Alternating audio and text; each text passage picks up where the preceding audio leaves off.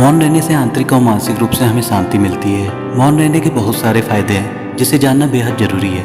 यदि आप अपने आसपास किसी पढ़े लिखे और सुखी इंसान को देखेंगे तो आपको उनमें यह गुण नजर आएगा।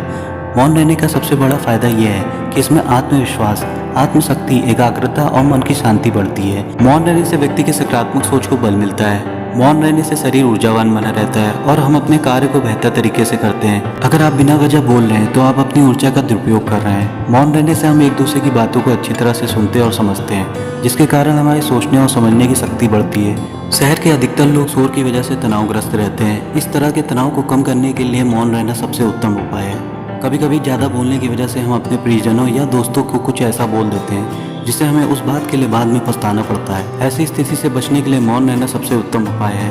वर्तमान समय में पारिवारिक कलह भी एक सबसे बड़ी समस्या है। यदि परिवार में एक सदस्य भी मौन रहता है तो पारिवारिक कलह से बचा जा सकता है। शरीर को स्वस्थ रखने के लिए व्यक्ति व्यायाम करता है। यदि आप अपने मस्तिष्क को भी स्वस्थ रखना चाहते हैं तो मौन रहना सीख लीजिए।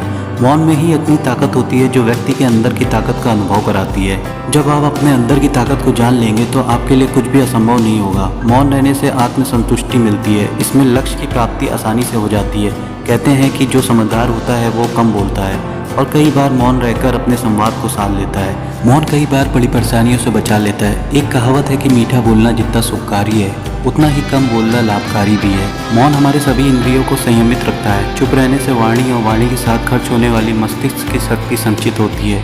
तभी तो कहा गया है कि जो व्यक्ति अपने मुख और जुबान पर संयम रखता है वो अपनी आत्मा को कई संतापों से बचाता है। मौन रहने से मन की शक्ति बढ़ती है। शक्तिशाली मन में किसी भी प्रकार का भय, क्रोध और चिंता नहीं रहती।